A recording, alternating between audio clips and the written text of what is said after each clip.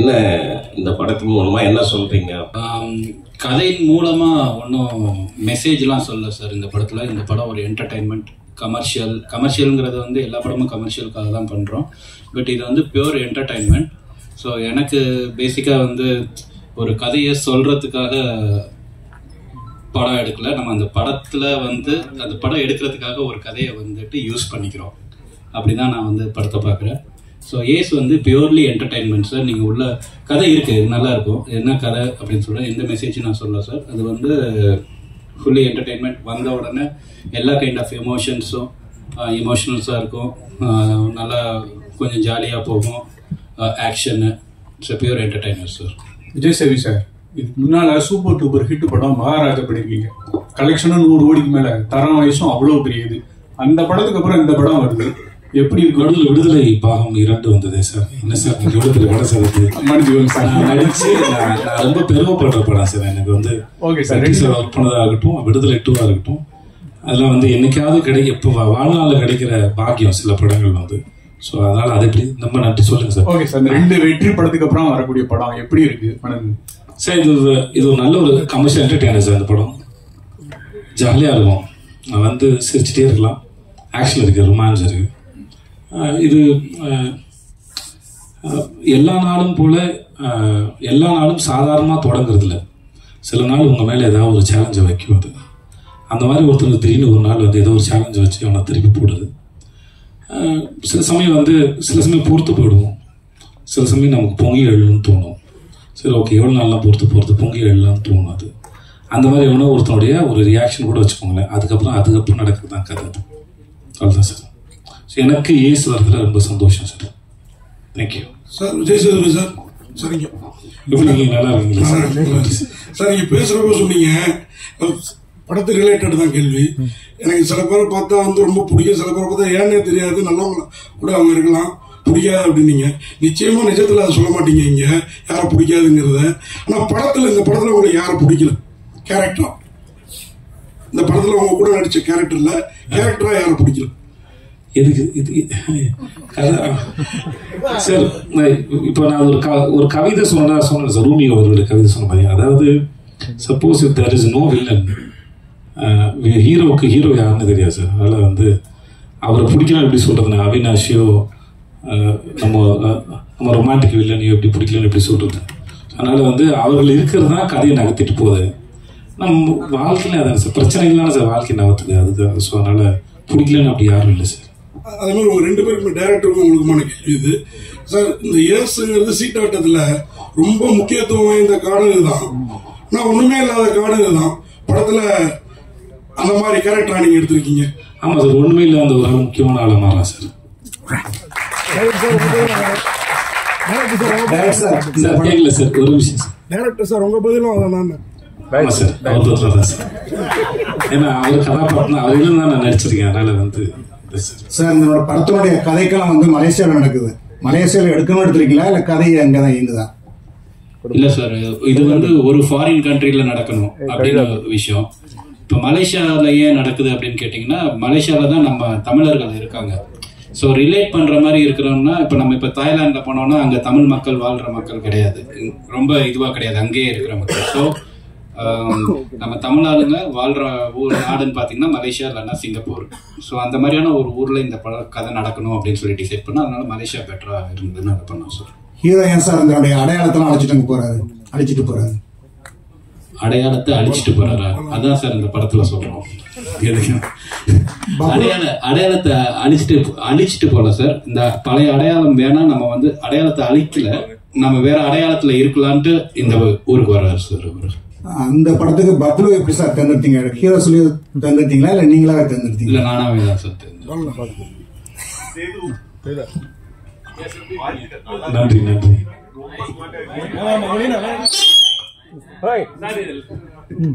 Lucky Bhaskar மாதிரி இருக்குமா sir? பார்த்தா போஸ்ட்லாம் அப்படிதான் இருக்கு.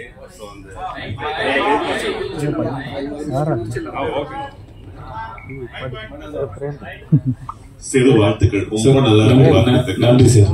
அண்ட் உங்களுடைய ஃபிட்னஸ் வந்து ரொம்ப இம்ப்ரூவ் ஆயிருக்கு. அவர் வந்து சொல்லும் போது சொன்னாரு ரொம்ப டிசிப்ளின்டா வந்து ஒர்க் அவுட் பண்ணீங்கன்னு. டிப்ஸ் ஷேர் பண்ணுவீங்களா ப்ளீஸ்? வெயிட் லாஸுக்கு ஃபிட்னஸுக்கு என்னென்ன பண்ணீங்க அப்படிங்கறத பத்தி கொஞ்சம் டீடைலா சொல்லுங்க சார். சார் ஆக்சுவலாக ஒர்க் அவுட் பண்ணேன் சார். அப்புறம் ஆமா ஜிம் போனோம். ஆமா சார், யாரும் இல்லை சார், சத்தியம் பண்ணுவாங்க நிறைய வெயிட் லாஸ் இருக்கு, அது பார்த்த உடனே தெரிஞ்சது சார். ஆமா சார், ஆனாலுமே எப்படின்னா சில சாப்பாடு எனக்கு ஒத்துக்கல, அதனால வந்து அது வேணாம் சொல்லி தவிர்க்கிற முயற்சி பண்ணுவேன். ஒரு 70% ஜெயிச்சிருவேன் முயற்சியில், 30% தோற்று போகும்போது சாப்பிட்டுருவோம் சார். இவ்வளோதான் சார், வேற ஒன்றும் இல்லை சார். என்ன டைம் பீரியட் ஆச்சு உங்களுக்கு இந்த வெயிட் லூஸ் பண்றதுக்கு? எத்தனை கிலோஸ் லூஸ் பண்ணிருக்கீங்க? ஏன்னா அதெல்லாம் செக் பண்ண மாட்டேன் சார், செக் பண்ண டிப்ரெஸ் பண்ணும் சார். எனக்கு பார்க்கறதுக்கு நமக்கு கேரி பண்ண முடியுதான்னு பார்க்கறதோட சரி சார். மற்றபடி நடுவில் திரும்பி இன்க்ரீஸ் ஆச்சு, குறைஞ்சது தெரியல, ஸ்டேபிளான எனக்கு இருந்ததில்லை. இப்போதான் வந்து சில விஷயம் புரியுது. அதாவது என்னன்னா நம்மளா தெரிஞ்சுக்கிறதுன்னு ஒன்று இருக்கு, பட் சயின்ஸ் என்ன சொல்லுதுன்னு இருக்கு. ஸோ சயின்ஸ் என்ன சொல்லுதுன்னு கேட்டு தெரிஞ்சுக்கிட்டு சில விஷயங்களை பண்ணுறேன், அவ்வளோ. அதாவது சயின்ஸ் என்ன சொல்லுதுன்னா முதல்ல வந்து இதெல்லாம் தவிர்க்கலாம், பண்ணலாம் அப்படின்றது. அப்படி இல்லை, ஒரு உடம்பும் ஒரு தனி உடம்பு தான். அதனால் அதுக்கு என்ன தேவையோ அதெல்லாம் எடுத்துக்கணும் அப்படின்னு சொல்லும்போது அது கொஞ்சம் ட்ரை பண்ணி பார்க்குறேன் சார். ஸோ வேறு ஒன்றும் இல்லை sir. Director sir, Sethupathi sir வந்து உங்களை பற்றி நீங்கள் செஞ்ச உதவிகளை மறக்காமல் ரொம்ப நினைவு கூர்ந்தாங்க. ஆனால் அந்த கான்செப்டில் எதுக்கு நீங்கள் வந்து சேதுபதி அந்த அளவுக்கு பற்றி அறிமுகப்படுத்தின விஷயங்களை ஏன் செஞ்சீங்க? அவங்க மேலே ஏன்னா அப்படி ஒரு ஈர்ப்பு ஏன் உங்களுக்கு ஏற்பட்டுச்சு? அந்த ஆடிஷனில் பார்த்ததா சார்? அது வந்து எந்த ஒன்றும் இல்லை சார். அப்போ வந்து நான் வந்து கோ டைரக்டராக ஒர்க் பண்ணிட்டு இருந்தேன் சார், அவர் சொன்ன மாதிரி. அப்போ வந்து ரொம்ப சின்ன வயசு. அப்போ ஆடிஷன் பண்ணையில் சார், அவர் ஆடிஷன் பண்ணையில் பியூர் டேலண்ட் மட்டும்தான் சார். அப்போது எந்த கேல்குலேஷனுமே கிடையாது சார். அப்போ பார்க்கையில் இவர் கிளாஸ் பண்ணால் நமக்கு ஏதாவது யூஸ்ஃபுல்லாக இருக்குமா, இப்போ அந்த மாதிரிலாம் எதுவுமே கிடையாது. பார்த்த உடனே ரொம்ப பியூரான ஒரு டேலண்ட். எப்படின்னா எந்த அளவுக்குன்னா அவங்க வந்த உடனே இந்த மாதிரி நாங்கள் ரொம்ப அவசரமாக ஒரு இடத்துக்கு கிளம்பிட்டு இருந்தோம். அப்போ டைரக்டர் கூப்பிட்டாருன்னு சொல்லிட்டு அப்போ வந்து அவசரமாக போனோம். அப்போ வந்து அவர் வந்த உடனே சொன்னார், இந்த மாதிரி போய் இந்த கேரக்டர் அப்படின்னோடனே சரி நீங்களே எழுதி நடிங்க அப்படின்னு சொல்லிட்டு சொன்னோம். அவரே எழுதினார் உட்காந்து. எழுதிட்டு அப்போ எனக்கு நல்லா ஞாபகம் இருக்குது, வேகமாக கீழே ஓடி போய் ஒரு அந்த 2 ரூபா ஜெல்லு கிடைக்கும். அப்போ 12 ரூபா ஜெல்லு இருக்கும். அந்த 12 ரூபா ஜெல்லு வாங்கிட்டு வந்து, எனக்கு தெரியல, வேலை தெரியல, அப்போ வாங்கிட்டு வந்து பாத்ரூம்ல இருந்து அந்த இதில் போயிட்டு ஒரு இதில் ஃபுல்லாக ஜெல்லெல்லாம் தடவி ஃபுல்லாக வலிச்சு சீவி அந்த கேரக்டரை வந்து நான் யதார்த்தமாக அப்படியே உள்ளே போய் பார்க்குறேன். அப்போ வந்து நடிச்சு பார்த்துக்கிட்டு இருக்காரு கண்ணாடியில் அந்த ஜெல்லெல்லாம் போட்டு. பயங்கர ரொம்ப ஆச்சரியமா இருந்துச்சு. அது அந்த ஆர்வம் அது தெரியல, அது ரொம்ப ஆச்சரியமா இருந்துச்சு. இதை தாண்டி அந்த நடிச்ச விதம் வந்து அதை ஜஸ்டிஃபை பண்ணிச்சு. எல்லாரும் எஃபர்ட் போடுறாங்க, ஆனால் அந்த எஃபர்ட் ஃபுல்ஃபில் ஆகுமான்னு தெரியாது. ஸோ அந்த டேலண்ட் தான் நம்மளை இம்ப்ரெஸ் பண்ணுது. ஸோ ஒவ்வொரு தடவையும் வந்து நான் செட்டில் நீங்கள் நடிக்கையிலன்னு நினைக்கிறேன். அப்போ நடிக்கையில் வந்து ஃபர்ஸ்ட் டைம் ஆர்டிஸ்ட்டு எந்த இது யாரும் வந்து பண்ண தேவையில்லை. அப்போ யூனிட்ல எல்லாரும் வந்துட்டு கை தட்டுறாங்க அந்த இடத்துல ஒரு சீன் நடிக்கையில். அப்போது அந்த டேலண்ட் தான் சார், வேற ஒன்றுமே காரணம் கிடையாது. அந்த டேலண்ட்டுக்கான மரியாதை வேற ஒன்றுமே இல்லை சார். Mr. Vijay Sethupathi. சொல்லுங்க sir. Yeah, love the trailer and it looks fantastic. I can't wait to watch the film. You've done a great job. Just wanted to check something besides the film. Did you guys explore Malaysia and how was it? And also, what are your other travel destinations? Do you get time with your busy schedule? Do you go to some countries when you take out time for your vacations? Mr. Vijay, yes. Malaysia ரொம்ப அழகான நாடுங்க, ரொம்ப அழகான நாடு. நாங்கள் ஈப்போன்னு ஒரு இடத்துல போய் இறங்குறோம். அந்த இது ரிட்டையர்மெண்ட் சிட்டி மாதிரி இருந்தது, ரொம்ப அமைதியாக இருந்தது. ஒரு நாள் வந்து என்னடா ஊரே இவ்வளோ அமைதியாக இருக்கு, இந்த ஹெட் மாஸ்டர் கிளாஸ்க்குள்ள வந்தாருங்க, அந்த மாதிரி அமைதியாக இருந்தது ஊர். ஆனால் போக ரொம்ப பிடிக்க ஆரம்பிச்சேன். அதுவும் அந்த ஊர் ஈப்போ சரி, தைப்பிங் போனோம் நாங்கள். அந்த ஊரும் சரி ரொம்ப பிடிக்க ஆரம்பிச்சிச்சு. அப்போ ஆமாம் கொலாசை பார்த்தாவா, ஓகே, அந்த ஊர் ரொம்ப பிடிச்சிருந்தது. ஆனால் மக்கள்லாம் ரொம்ப அன்பாக இருந்தாங்க. அப்புறம் நம்ம மனிதர்கள் நம்ம மொழி பேசக்கூடிய நம்முடைய மக்கள் நிறைய பேர் பார்க்கும்போது இன்னும் வந்து ஒரு வெளிநாட்டில் இருக்க ஒரு ஃபீலே இருக்காது. ஆல்மோஸ்ட் அது அவ்வளோ பிடிச்சிருந்த. அப்புறம் சைனீஸ் ஒரு மார்க்கெட்லாம் போனோம். நாங்கள் நிறைய ரோட்லலாம் ஷூட் பண்ணியிருக்கோம். யாரும் எதுவும் எந்த போஸ்டும் பண்ணதில்லை, யாரும் தொந்தரவு நினைச்சதில்லை. அந்த கொலசபத்தா அப்படிங்கிற இதுலேருந்து அவங்க அது ஒரு சின்ன மீன் கிராமம் மாதிரி, மீனவர்களுடைய கிராமம் மாதிரி. அங்கே சைனீஸ் அவ்வளோ பேர் இருக்கிறாங்க. ஆனால் வெரி கோஆப்ரேட்டிவ், ரொம்ப அன்பான மக்களாக இருந்தாங்க. இந்த படத்துக்கு நாங்கள் அப்புறம் கேலில் கொஞ்சம் ஷூட் பண்ணோம். பட் ஆனால் எனக்கு இந்த ஈப்போலையும் தைப்பேங்லையும் ஷூட் பண்ணது ரொம்ப பிடிச்சது. கேள் பிடிச்சிருந்தது, பட் இது ரெண்டும் ரொம்ப பிடிச்சிருந்தது எனக்கு. ஸோ மற்றபடி நான் ஜென்ரலாக அவ்வளோவா ட்ராவல் பண்ணக்கூடிய ஆள் இல்லை. ஏன்னா ஷூட்டிங் போகிறது அது ஒரு தனி அனுபவம். இப்போ நீங்கள் வேற எங்கேயாவது ஒரு இடத்துக்கு போனீங்கன்னா கூட அங்கே போயிட்டு ஒரு 1 மணி நேரம் 2 மணி நேரம் இருந்துட்டு நீங்கள் வந்துடுவீங்க. நாங்கள் அப்படி இல்லை. ஒரு இடத்துக்கு போகிறோம். இப்போ நாங்கள் வாகமனில் ஷூட் பண்ணிட்டு உள்ள ஒரு ஃபாரஸ்ட்குள்ளே ஷூட்டு வெப் சீரிஸ்க்கு நாங்கள் க்ரூ மெம்பரோட எல்லாரோடையும் போய் இங்கே உட்காந்து ஒரு 4 டேஸ் இருக்கிற ஒரு இடத்துல ஒரு 4 நாள் இருந்து தங்கி அந்த இடத்த அனுபவிக்கிற சுகம் இருக்கு இல்லையா, அது எங்களுக்கு ரொம்ப நிறையாவே கிடைக்குது. நான் ஒரு லொக்கேஷன் போகும்போதும் அதை விட்டுட்டு வரும்போது அது எந்த ஊரோ எந்த மொழி பேசுகிறதோ இல்லை எந்த நாடோ எதுவாகனா இருக்கட்டும், ஆனால் அந்த இடத்துல கொஞ்ச நாள் எடுத்துகிட்டு போகும்போது எனக்கு அது மிஸ் பண்ணுற ஃபீல் கண்டிப்பாக இருக்கும். ஸோ எங்களுக்கு ஜென்ரலாக ட்ராவல் பண்ணுற கூட ஷூட்டிங் போகிற எங்களுக்கு வந்து அந்த அனுபவம் ரொம்பவே நல்லா இருக்கும்னு நான் நம்புறேன்.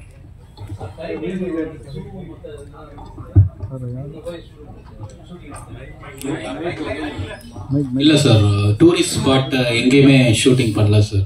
டூரிஸ்ட் அட்ராக்ஷன் ஸ்பாட் அப்படிங்கிற மாதிரி எந்த இடத்துக்குமே போகல. அங்கே லைஃபாக என்ன இருக்கோ, market, roads, Chinese places, India, little India, இந்த மாதிரியான.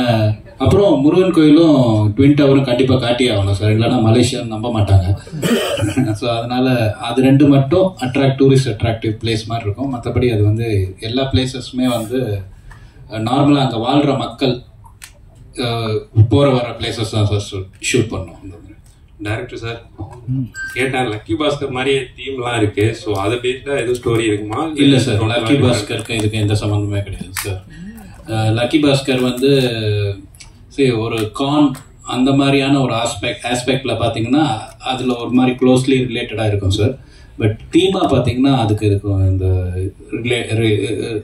ஒன்றும் சம்மந்தம் இல்லை sir lucky Bhaskar. Heroine ma'am அதான் நீங்க வரப்ப தமிழே தெரியாதுன்னு வந்து டைரக்டர் சார் சொன்னாரு. நீங்க ஆனா அவ்வளவு அழகா தமிழ் பேசுனீங்க. படத்துல வந்துதான் தமிழ் லேர்ன் பண்ணிக்கிட்டீங்களா இல்ல முன்னாடியே தமிழ் தெரியுமா? இல்ல படத்தை ஷூட் பண்ணும்போது I think I got a little more practice. நீங்க பாருங்க இப்ப 30% தமிழ் தான், everything else is English.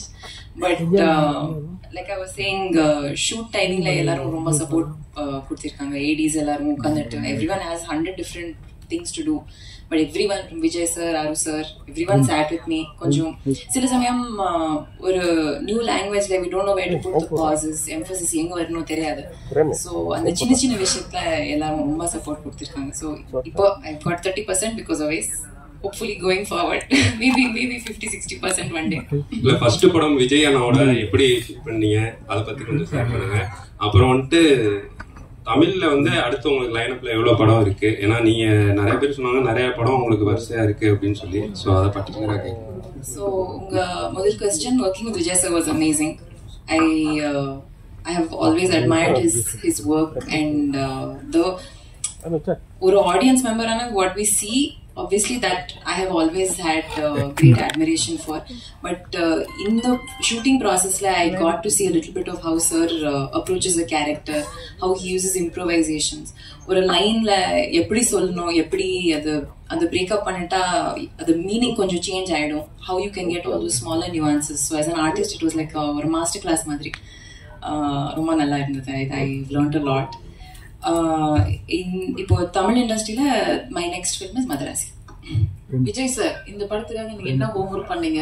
Cards ஏதாவது ரியல் லைஃப்ல விளையாடுவீங்களா சொல்லுங்க. தமிழ் மற்றபடி அங்க இருக்க கார்ட்ஸ் எனக்கு அது விளையாட தெரியாது. ரம்மி டெய்லி விளையாட ப்ராக்டிஸ். மியூசிக் டான்ஸ் சார்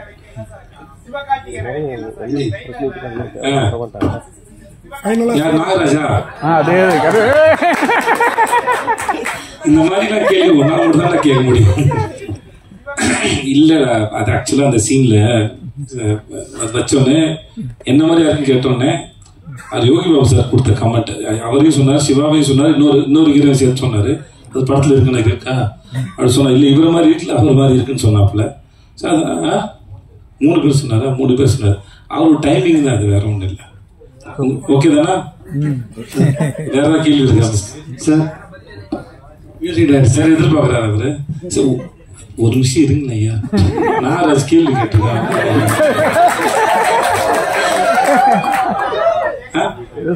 அவர் யோசிச்சு வரியா?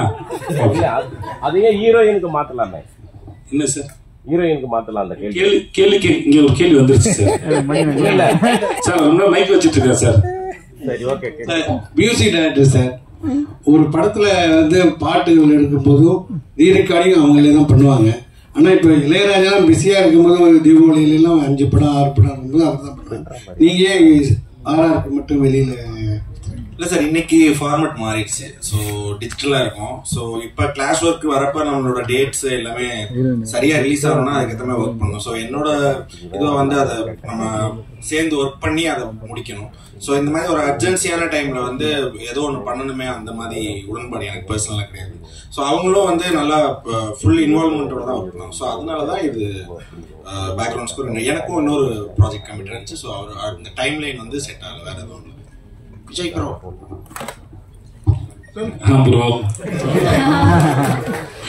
பீட்சா படத்துக்கு அப்புறம் வரிசையா 3, 4, 5, 6, 7 படம்லாம் வருஷத்துக்கு பண்ணிருக்கீங்க. போன வருஷம் 3 படம், இந்த வருஷம் இப்பதான் அக்கௌண்டே ஆரம்பிக்குது. வருஷத்துக்கு 3 படமாவது பண்ண வேணாமா? அதான் ப்ரோ, என்ன ப்ரோ பண்ணா ஏன் பண்ணேன்னு கேக்குறீங்க ப்ரோ? ஏன் பண்ணேன்னு கேக்குறீங்க ப்ரோ? நான் என்ன பண்ணிட்டேன் ப்ரோ சொல்லுங்க ப்ரோ. ப்ரோ இது மாதிரி யோசிச்சு பாருங்க ப்ரோ, லிஸ்ட்லாம் எழுதி போட்டு நீங்க தான் எல்லாரும் சாட்சி இல்ல, எல்லாரும் சாட்சி. அதனால வந்து அந்த பண்ணதுக்கு நான் காரணம் இல்லை, பண்ணாம போறதுக்கு நான் காரணம் இல்லை. ஏன்னா சில சமயம் சில படங்களை பண்ணியிருப்போம். முன்னாடி சொன்ன பதில் தான் அது. என்னன்னா அந்த படங்கள் ரிலீஸ் வந்து நம்ம இப்போ இந்த படம் ரிலீஸ் ஆகுதுன்னா இதை நானா ஃபிக்ஸ் பண்றேன், இல்லை என் ப்ரொடக்ஷன் கம்பெனி தான் ஃபிக்ஸ் பண்ணுது. ஸோ சில படங்கள் வந்து அவங்க நல்ல நாள் பார்க்கறது இல்லை, தள்ளி போட்டதுக்கு தான் முடிச்சாச்சு. அது அப்படி தெரிஞ்சு வரும்போது அது மொத்தமா தெரிஞ்சிருக்கும், அப்படித்தானே ஒழிய. மற்றபடி நான் வழக்கமா என்னுடைய வேலைகளை செஞ்சுக்கிட்டு தான் இருக்கிறேன். ரிலீஸ் வந்து ப்ரொடக்ஷன்ஸ் பிளான் பண்றாங்க, அவ்வளவுதான், வேற ஒன்றும் இல்லை. Okay bro. Vijay Sevi sir, நீங்க இந்த வர்ணம் படத்தை பத்தி பேசுனீங்க, அவர் ஹெல்ப் பண்ணாருன்னு. அது வந்து எப்பவும் அந்த படம் நடுவுல பக்கத்துக்கு கவனம் சொன்னீங்க, நன்றி இதை பத்தி சொன்னீங்க. அதே மாதிரி நீங்க நிறைய பேருக்கு, தயாரிப்பாளருக்கு, நடிகர்களுக்கு, கேமராமேனுக்கு எல்லாம் நிறைய வாய்ப்பு கொடுத்துப்பீங்க. அவங்களாம் நன்றியோட இருப்பாங்களா? அவங்க அப்படி இல்லாம இருக்கும்போது உங்க மனநிலை எப்படி இருக்கும்? ரொம்ப நாள் முன்னாடி ஒரு இன்டர்வியூல எனக்கு கேள்வி கேட்டாங்க, மற்றவங்க நம்மளை யூஸ் பண்ணிக்கும்போது நீங்க என்ன நினைக்கிறீங்க கேட்டாங்க. சரியா தெரிஞ்சா நல்லா யூஸ் பண்ண முடியும் என்ன அப்படின்னு சொல்லிட்டாங்க. அதே போலதான் இது. மற்றபடி சார் இப்போ யாருக்காவது எதையாவது இப்போ இவர் எனக்கு ஒரு உதவி பண்ணாருன்னு வச்சுக்கோங்களேன், இவன் நாளைக்கு வந்துடுவான், இவனை வச்சு படம் பண்ணான்னு நினைச்சு பண்றது. அந்த நேரத்துல தன்னுடைய தொழிலுக்கு சரின்னு எதையோ அதை அவர் செஞ்சார ஒழிய இந்த இவனுக்கு வாய்ப்பு தரணுங்கிறதுக்கு அவர் அது பண்ணல. ஆனா அந்த பலனை அடைஞ்சவன் நான், என்கிட்ட நன்றி விசுவாசம் இருக்கு. நான் அதை திருப்பி செலுத்துவதற்கு காலம் எனக்கு ஒரு சந்தர்ப்பம் வழங்குது. அதுவும் நான் சும்மா ஓகே எது வேணா பண்ணலாம் ஆரம்பத்துடன் பண்ணல. என் தொழிலுக்கு சரின்னு படுற இந்த கதை நல்லா இருக்கு, இது சரியா பண்ணுவான்னு நினைச்சு. ஸோ அந்த காலம் அந்த தொழிலுக்கான நியாயங்கிற தராசில் வச்சுதான் அது 2 பேரும் ஒருத்தருக்கு ஒருத்தர் பரிமாறிக்கிட்டோம் ஒழிய இது கிடையாது. ஸோ பட் ஆனா எனக்கு அன்னைக்கு தேதிக்கு அந்த வேலை எவ்வளவு பெரிய வேலை செஞ்சதுன்னு இருக்குல்ல, இவர் செஞ்ச. ஏன்னா அது வந்து எப்படின்னா யாருடைய பார்வையாவது நம்ம மேல விழுந்துடாதா அப்படிங்கிற ஒரு ஏக்கத்தோடய அது தெரிகிற ஒரு காலகட்டம் தான். ஓகே, அந்த மாதிரி ஒரு சந்தர்ப்பத்தில் காலம் சரியா கணிஞ்சு வரும்போது ஒருத்தர் வந்து உங்களுக்கு வந்து ஓகே நீங்க இங்க இருந்தீங்க, ஓகே இதுக்கு இந்த சீட்டுக்கு நான் வந்து போங்க அப்படின்னு சொல்றாங்க. அந்த நிகழ்வு என் வாழ்க்கையில் இவருக்கு சாதாரணமா இருக்கலாம். நம்மளும் இப்ப நீங்களோ நானும் இங்க இருக்க எல்லாருமே வந்து சாதமா வரும்போது நம்ம யாருக்கோ ஒருத்தருக்கு ஒரு சின்னதா ஒரு வேலை செஞ்சிருப்போம். அது அவர்கள் வாழ்க்கையில் என்ன பண்ணுது, மெய்யழகன் படத்தோட கதையை போடலாம். அரவிந்த் சாமி சாரோட ஃபேமிலி ஒரு சைக்கிளை கொடுத்துட்டு போனதுல ஒரு குடும்பம் வந்து எவ்வளவு பெருசா கட்டத்தில் நான் வந்து போச்சுங்கிறது இல்லையா. அவன் கொடுக்கும்போது இந்த வச்சு சைக்கிள் வச்சு வாழ்க்கையில முன்னேறுப்பா அப்படின்னு கொடுக்கல. பட் அந்த சைக்கிள் வச்சுட்டு அந்த குடும்பம் எப்படி முன்னேறினாங்கிறது அவங்களுடைய தனிப்பட்ட உழைப்பு தான் காரணம். அதே போலதான் பெறுகிற உதவியோ இல்லை இந்த மாதிரி செயல்னால கிடைக்கிறத வச்சு நம்ம எப்படி வரோங்கிறதா இருக்கு. பட் இருந்தாலும் ஸ்டில் எனக்கு இன்னும் அது இருக்குது, அது உள்ள இருக்குது. அது இன்னமும் என்னை வந்து அதான் சொன்ன உயிர்ப்போடு இருக்க வைக்கிறது. ஸோ அதுக்கு என்றைக்குமே நன்றி கடன் பட்டிருக்குன்னு சொல்லுவேன். என்ன வேணால் நடக்கலாம், எனக்கு அவருக்கு சண்டைகள் வரலாம், மிஸ் அண்டர்ஸ்டாண்டிங் வரலாம். அது வேற ஒரு சம்பத்தினால் நிகழ்வது. நான் துபாய் வேலை போது என்னோட பாஸ் வந்து சொன்னார், உனக்கும் இன்னொருத்தருக்கு சண்டை வருதுன்னா அது 2 உடம்புக்கான சண்டை இல்லை, ஒரு விஷயத்தை பற்றின சண்டையை ஒழிய அது தனி மனுஷனுக்கானது இல்லை அப்படின்னு சொல்லுவாங்க. அது எனக்கு ரொம்ப முக்கியமான பாடமாக நான் நினைக்கிறேன். இந்த மாதிரி மிஸ் அண்டர்ஸ்டாண்டிங் வரலாம், சண்டை என்ன வரலாம். பட் ஆனால் அவரால் நான் பெற்ற பலன், என் வாழ்க்கையில் நடந்த மாற்றங்கள் வந்து யாரும் மாற்ற முடியாது.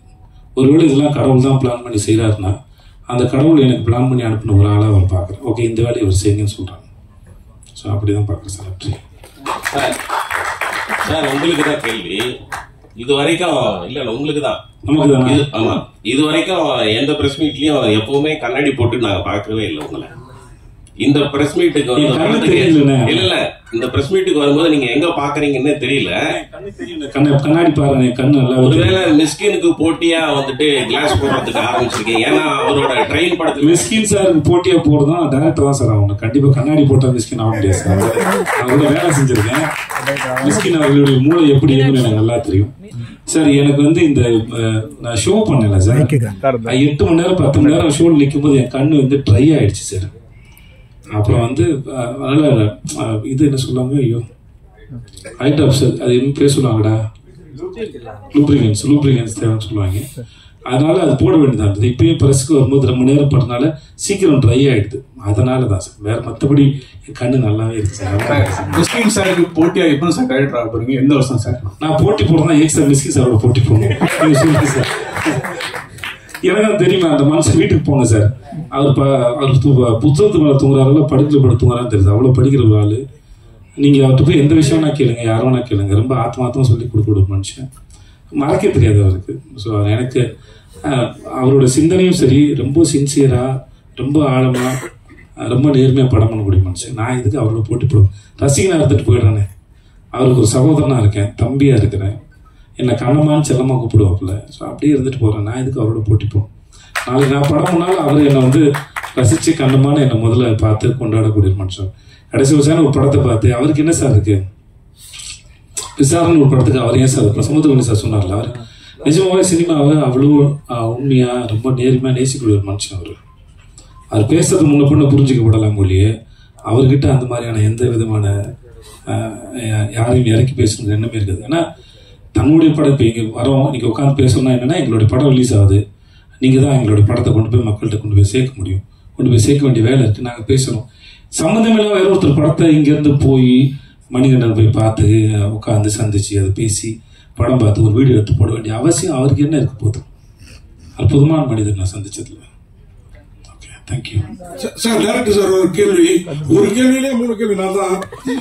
என்னன்னா, ஃபர்ஸ்ட் இந்த அவங்க பாட்டு உருகுது பாட்டு ஒரு 75 லட்சத்தை தாண்டி போயிட்டு இருக்குது. அந்த மியூசிக் டைரக்டர்ல பக்கத்துல உட்காந்து நீங்க வேலை, அவர் பிரமாதமான மியூசிக் டைரக்டர், அது விஜய் சேதுபதி சாரே சொன்னாரு. ஆனால் நீங்க உட்காந்து வேலை வாங்கினதுனால தான் அப்படியா, படத்துலயும் வேற பாட்டு அதிகம் இல்லைன்னு சொன்னீங்க. அது ஒரு கேள்வி. அடுத்தது, ஒரு படத்துல வில்லன் நல்லா இருந்தாதான் ஹீரோ டெப்தா காமிக்க முடியும். அதனாலதான் அவினாஷும் பப்ளும் தேடி பிடிச்சி போட்டிருக்கீங்களா? அது ஒரு கேள்வி. இது எல்லாத்தையும் மேல 10 அசிஸ்டன்ட் மேடையில் நிறுத்தினீங்க. இப்பெல்லாம் 4 அசிஸ்டன்ட் வச்சிருந்தாலே 2 லேடி அசிஸ்டன்ட் வச்சுக்கிறாங்க நம்ம டைரக்டருங்க. நீங்க ஏன் பெண்களுக்கு முக்கியத்துவம் கொடுக்கலையா? நீங்க தான் ப்ரொடியூசரும் கூட. 3 கேள்விக்கும் பதில் சொல்லுங்க. மியூசிக் டைரக்டர் வந்து இந்த பாட்டு வந்து ஒரு 4 எத்தனை பாட்டு போட்டோம், இதுக்கு நிறைய பாட்டு போட்டோம் சார். இது எப்படின்னா, இந்த பாட்டு உருகுது பாட்டு வந்து ஃபர்ஸ்ட் போடவே இல்லை சார். ஒரு பாட்டு போட்டு எடுத்துட்டு போய் மலேசியாவில் வந்து அந்த பாட்டுக்கு ஷூட் பண்ணோம் சார். அந்த மாண்டாஜ் சாங் தான் ஃபுல்லா. அந்த பாட்டு போட்டுக்கிட்டு இருக்கையில இன்னொரு பாட்டு கையில இருந்தது சார். அப்போ அவங்க டான்ஸ் கொரியோகிராஃபர் வந்து லீலாவத்தின்னு அவங்க வந்திருந்தாங்க. அவங்களுக்கே கன்ஃபியூஷனாக இருக்கும் நமக்கு எந்த பாட்டு போட்டோம். அதுக்கப்புறம் அந்த மாண்டாஜை எடுத்துட்டு வந்து இங்கே போட்டு காட்டி அதுக்கப்புறம் கம்போஸ் பண்ணி அதை இது எழுதின சாங் தான் சார் உருகுது. ஸோ அது அவர் பண்ணது தான். ஆனால் நான் கொஞ்சம் ஸோ இந்த மாதிரி தான் அதோட ப்ராசஸ். ஸோ அது ஒன்று. ரெண்டாவது நான் சார் சொன்னீங்க,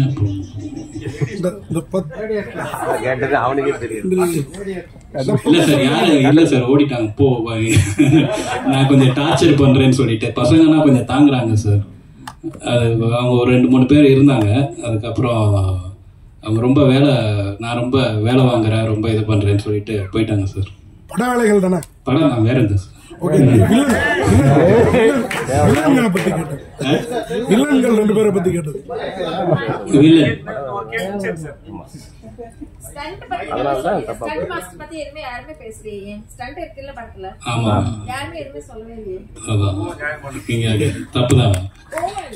ஸ்டண்ட் மாஸ்டர் வந்து ஒரு மாஸ்டர் வந்து மலேசியா டீம் வந்து ரிக்கி மாஸ்டர்னு சொல்லிட்டு அவங்க வந்து மலேசியன் டீம். இன்னொரு மாஸ்டர் வந்து ஜேம்ஸ்ன்னு சொல்லி அவங்க ஒரு சைனீஸ் ஸ்டண்ட் மாஸ்டர். இன்னொன்று வந்து தினேஷ் உப்ராயன், அவர் தான் ஃபைனல் கிளைமேக்ஸ் ஃபைட் பண்ணார். நான் உண்மையிலேயே சொல்லியிருந்தேன், ரொம்ப மை பேட், என்னோட தப்பு தான். ஏன்னா அந்த ஃபைட் வந்து தினேஷ் பண்ண ஃபைட் வந்து ரொம்ப எக்ஸ்ட்ராடினரி கொரியோகிராஃபி. இன்னொன்று வந்து டான்